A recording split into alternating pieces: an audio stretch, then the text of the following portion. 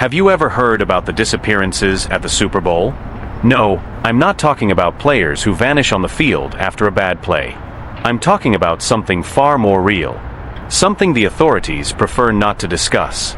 Every year, among the millions of spectators filling the stadiums and the billions watching from home, a small number of people simply cease to exist. No traces. No explanations. No apparent reason. The only thing they have in common? They were in the wrong place at the wrong time. The first time I heard this story, I thought it was an exaggeration. An internet hoax, an urban legend designed to scare the superstitious. But then I started digging. I combed through old newspaper archives, desperate family testimonies, and ignored police reports. And what I found was more terrifying than any fiction. These disappearances actually happened. More than once. And worse, there are patterns indicating it could happen again, maybe at the next Super Bowl. I know what you're thinking. How can people just vanish in the middle of one of the most heavily monitored events on the planet? Cameras everywhere, security guards, journalists. How does no one notice? The answer is simple, because it's not just a disappearance. It's a supernatural abduction. Something or someone inside those stadiums is hunting people. And those who were taken never had a chance to escape. But before I go any further, I need to warn you, if you've made it this far, you might have already gone too far. These stories aren't just tales meant to scare you. There are records, evidence, and details that were never meant to be exposed. If you keep reading, it might be too late to turn back. You have been warned. Topic 1. The first documented disappearance. Daniel Everett, 1971. Police records state that Daniel Everett vanished during Super Bowl V on January 17, 1971, at Tulane Stadium in New Orleans. But those who have truly studied this case know that the story goes much deeper than a simple disappearance. He wasn't the first person to go missing in a stadium, but he was the first to vanish in an impossible way. And when I say impossible, I'm not exaggerating. Daniel Everett was 19 years old, an engineering student. Just an ordinary young man, excited to watch the championship game between the Baltimore Colts and the Dallas Cowboys. He was there with 3 friends, sitting in row 22, east section of the stadium. During halftime, he said he was going to the restroom. But Daniel never came back. So far, nothing too unusual, right? It could have been a kidnapping, an accident, anything. But what makes this story terrifying is what happened next. First, his friends started searching for him. They checked the hallways, the restrooms, asked the security guards. Nothing. One of them remembered that Daniel was wearing a bright red scarf, something that should have made him easy to spot in the crowd. But he was nowhere. Security conducted searches, announced his name over the stadium speakers, even checked the areas surrounding the stadium. No leads. No witnesses. No signs of a struggle, no screams. Nothing that pointed to a crime. But that wasn't the worst part. The worst part was the video. Years later, a journalist managed to restore footage from that Super Bowl broadcast. Among the recovered files, there was one strange image. A single frozen frame, captured seconds before halftime, showed Daniel sitting in his seat, staring ahead. But if you zoomed in, you would notice something unsettling. Behind him, a hooded figure, its face completely hidden in shadow. No other spectator seemed to notice its presence. A second later, the camera angle changed, and Daniel was never seen again. The case was filed away as an unsolved disappearance. His family never got answers. His friends, to this day, avoid talking about that night. But the most chilling part? That wasn't the last disappearance at the Super Bowl. Daniel Everett was just the first in a long list of people who have simply vanished into thin air, right in the middle of a packed stadium. And the most sinister detail? Every year, always during halftime, someone goes missing. As if there's a pattern. As if something or someone is patiently waiting for its next victim. The case of Emily Carter, The Echo in the Hallways, 1987. 16 years after Daniel Everett's disappearance, another case occurred. This time, it was Super Bowl 21, held at the Rose Bowl in Pasadena, California, in 1987. The victim was Emily Carter, a 22-year-old college student who never imagined that day would change her life, or make her vanish without a trace. Emily was with a group of friends. She wasn't a big football fan but decided to go for the experience. Witnesses say she was in good spirits, drinking soda, taking pictures, laughing. During the second half, she left her seat to get a drink in the concourse area. Her last known contact was with a vendor, who recalled her joking about the high price of beer, and then she was gone. And when I say gone, I don't mean she simply got lost in the crowd. She disappeared from reality itself. Security cameras captured her walking through the concourse, right up to a certain point. And then suddenly, she just ceased to exist. The footage doesn't show anyone grabbing her, no struggle, no strange movements. She simply dissolves from the frame, as if she was never there to begin with. When her family reviewed the footage, they noticed something even more disturbing. In the last few seconds before she disappeared, a faint shadow seemed to form behind her. It wasn't a person. It wasn't a reflection. It was something wrong. Witnesses near the area reported something even more unsettling: whispers. That night, multiple people who passed through the hallway where Emily vanished claimed they heard a soft voice calling her name. Some described the feeling of being watched, even when no one was around. The police tried to explain it away. Maybe she ran away. Maybe she was taken without the cameras capturing it. But no clues were ever found. Emily was never seen leaving the stadium.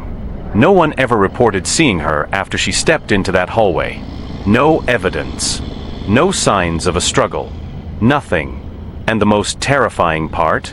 In the years that followed, Rose Bowl employees reported that Emily's voice could still be heard whispering in the empty hallways. Security guards claim that, on game nights, a voice softly calls out Emily from nowhere. Some believe her spirit is trapped there, trying to warn people about what really happened. But if that's true, if Emily is somehow still there, what took her that night? Whatever it was, it didn't stop there. The Super Bowl disappearances continued, and with each one, they became even stranger. The boy who never came back, the mystery of Michael Jennings, 2004 Super Bowl 38, held at Reliant Stadium in Houston, Texas, on February 1, 2004, is remembered for one of the most electrifying finishes in the event's history. But for the Jennings family, that day became an eternal nightmare. Michael Jennings was only 10 years old and had gone to watch the game with his parents. A bright kid, obsessed with football, proudly wearing his New England Patriots jersey. He was beyond excited to see his team play live. During the third quarter break, he asked for permission to get a snack. His parents agreed, as the concession stand was only a few meters away. Michael walked calmly to the line. Several people saw him waiting there. One witness even recalled him joking with an older fan about which team would win. And then, he was gone. There were no dark hallways where he could have gotten lost. No exits nearby where he could have slipped away unnoticed. The stadium was packed, and security cameras covered every angle. But when the footage was reviewed, something terrifying emerged. Michael was there. He was clearly visible on all cameras, until he wasn't. One moment, he was standing in line. The next, he was simply gone. No one grabbed him. No one was close enough to hide his disappearance. He simply vanished from the footage, as if he had been erased from reality. If that wasn't horrifying enough, something even worse happened 2 weeks later. Michael's mother, devastated and desperate for answers, found an anonymous note in her mailbox. The paper was yellowed, the handwriting crude. It contained only 4 words: he was never there. The police tracked the envelope but couldn't determine where it came from.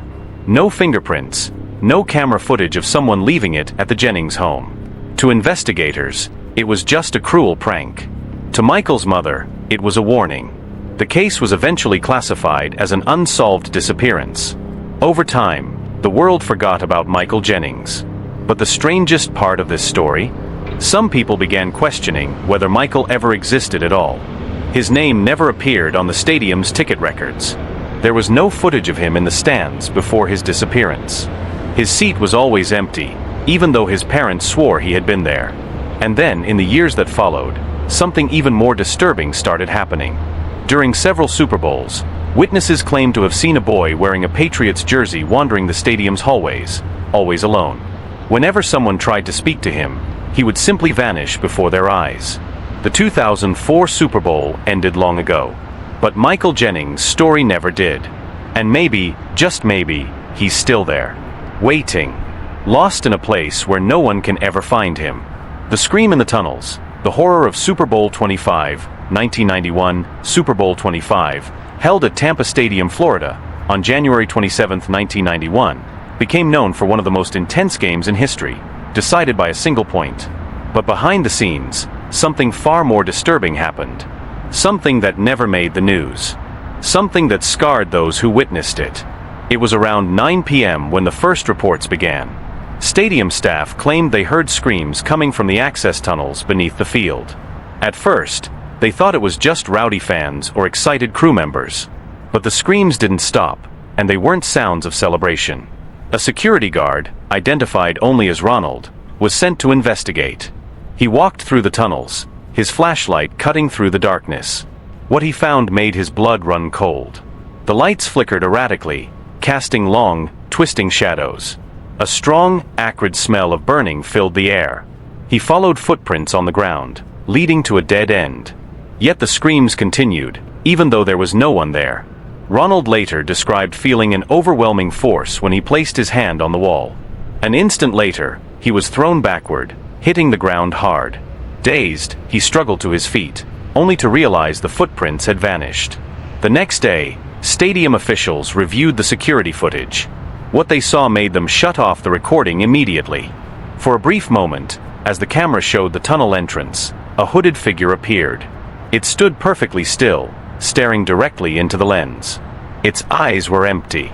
No pupils. No reflection. Then, the image froze. And when it resumed, the figure was gone. The most terrifying part? That footage was mysteriously erased from the stadium's database that very night. Only one leaked copy surfaced online years later, but it was quickly taken down. Those who managed to see it claimed that if they paused the video at the right moment, they could hear something chilling in the background. A whisper, saying their own names. To this day, staff at Raymond James Stadium, which replaced the old Tampa Stadium, say that on big event nights, the screams can still be heard in the tunnels. But now, no one is brave enough to check. And the most disturbing part? Since that night in 1991, no one knows who those screams belong to. No missing person reports. No bodies ever found. Or maybe, the truth was erased, just like the footage.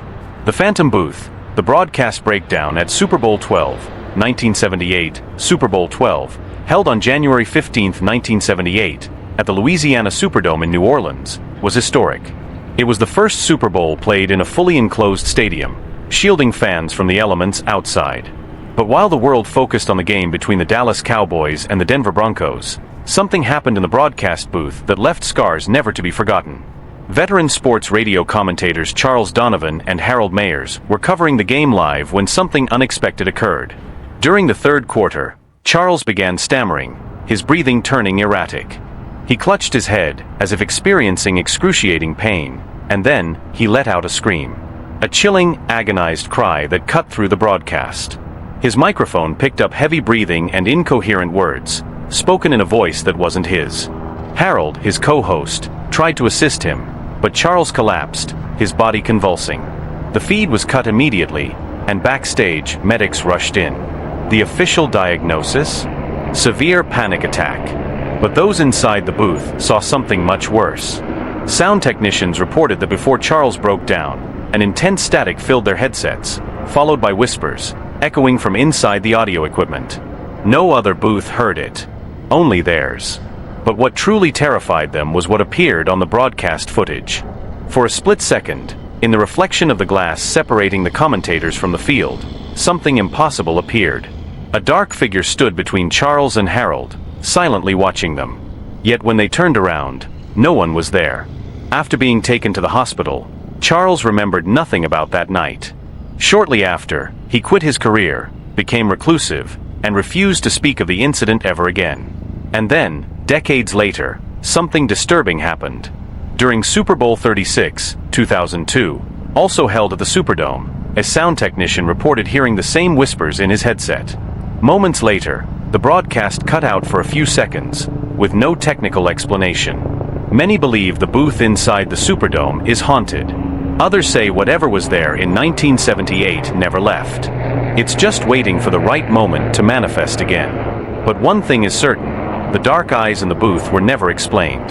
The man on the roof, the shadowy presence at Super Bowl 32, 1998, Super Bowl 32, held on January 25, 1998, at Qualcomm Stadium in San Diego, was an unforgettable event for fans of the Denver Broncos and Green Bay Packers. But for a small group of spectators, journalists, and security staff, that night was remembered for something far more unsettling. During halftime, multiple people reported seeing a man dressed in dark clothing standing on the stadium roof.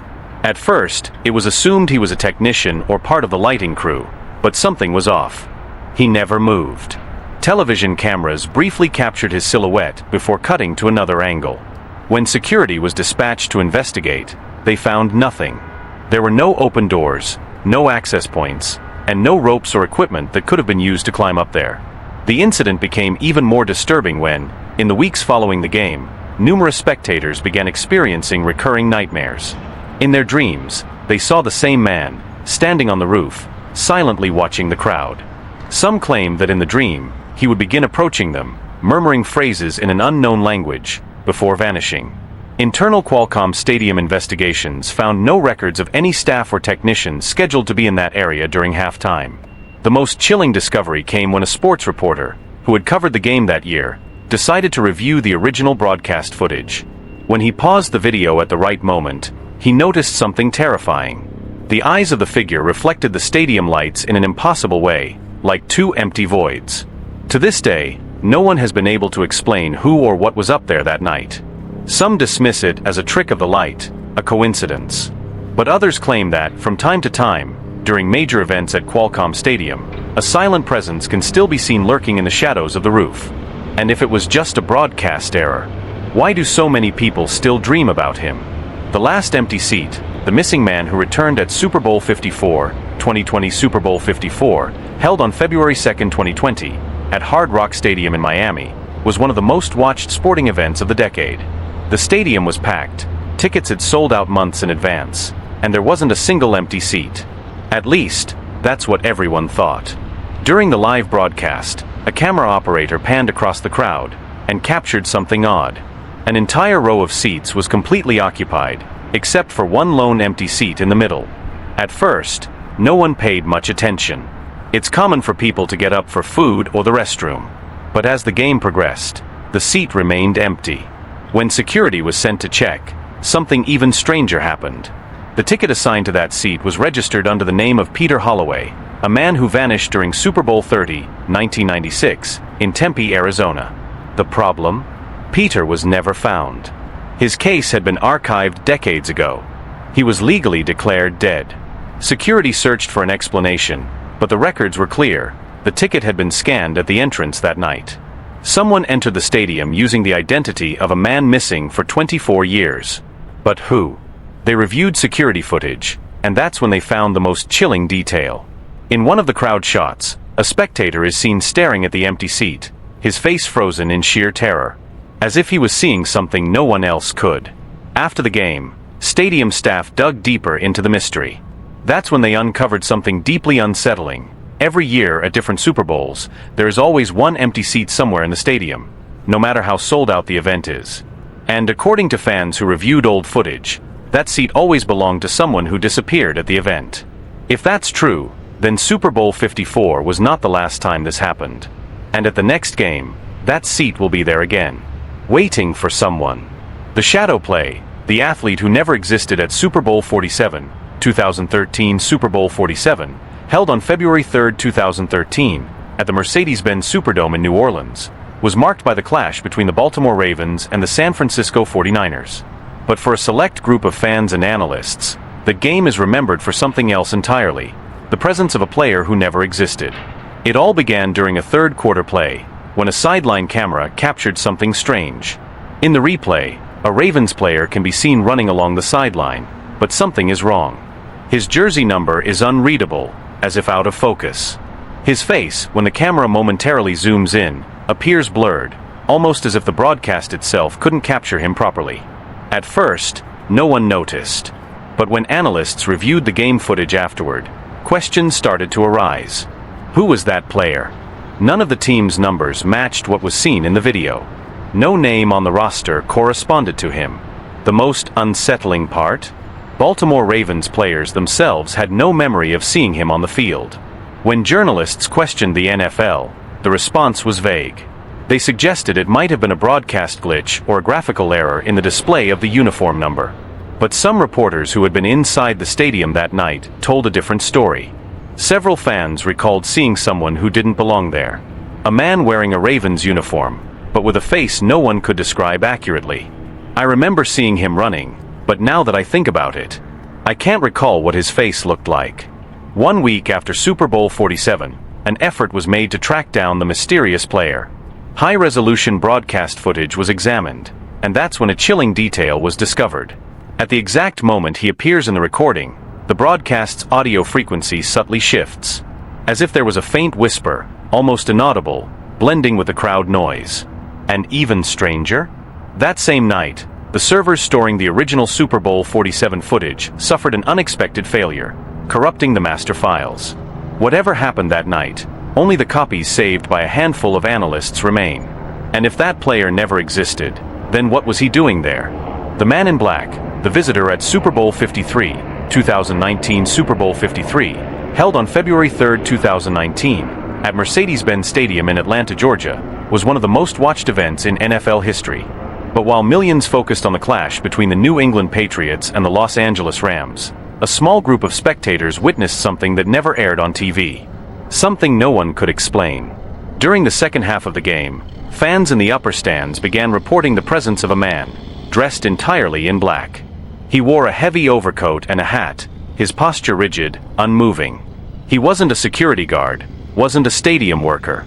He carried no food, spoke to no one. He just stood there, watching the field with an unwavering gaze. The first people to notice him described feeling an unshakable chill, as if they were being watched in return.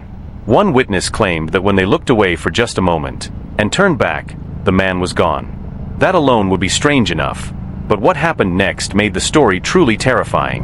When security footage from the stadium was reviewed, there was no trace of the man in black.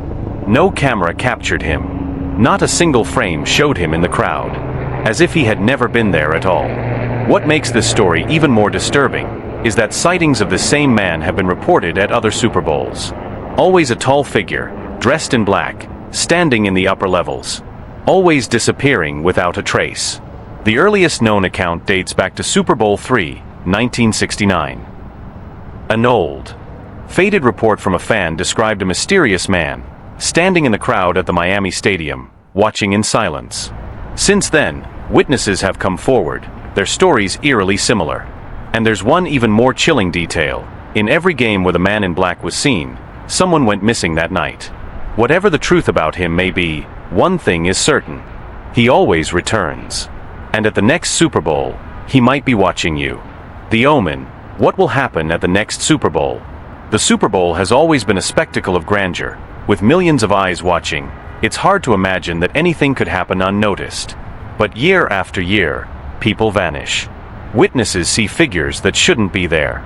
Reports pile up, but no answers are ever found. And now, something strange is happening with the next event. Journalists who have covered the NFL for decades have begun noticing a pattern. Whenever a disappearance occurs, there are subtle warnings beforehand. Small details that only make sense after someone is gone. Lights flickering for no reason. Interference in broadcasts. Mysterious names appearing on ticket lists. This time, however, the signs are more obvious. Sound engineers report inexplicable noises during transmission tests. Some fans claim to have received emails confirming tickets they never purchased, always for specific seats. And the most chilling of all, event staff found an anonymous note inside the stadium, days before the game. It contained only one sentence. Another one will be taken. The NFL refuses to comment. The police claim to be investigating, but no one knows for sure what's happening. Could something be about to unfold, right in front of the entire world's cameras? Maybe it's just a coincidence. But if there's one thing we've learned over the years, there are no coincidences at the Super Bowl. So if you're watching the next game, and you notice something strange, a figure in the crowd, an empty seat that shouldn't be there, a player no one seems to recognize, remember this: someone might be about to disappear. And next time, it could be you. The Super Bowl never ends. If there's one thing we've learned over the years, the Super Bowl is not just a game. For most, it's a spectacle of entertainment. But for those who pay attention, something far deeper and more sinister is happening. Year after year, people vanish without explanation. Some are forgotten. Others linger as urban legends. But the truth is, none of them ever return. Records are altered. Investigations are buried. And any mention of these events is dismissed as a conspiracy theory. But have you ever noticed, some stories refuse to disappear? Some presences keep returning. The man in black. The empty seat. The hooded figures. The players who never existed. They are pieces of a puzzle that no one wants to solve. And the most disturbing part? It doesn't seem to be stopping. So if, during the next Super Bowl, you feel something is wrong, if you notice a detail that doesn't fit, that might be your only chance to escape. Or maybe, you're already on the list of those who will never be found.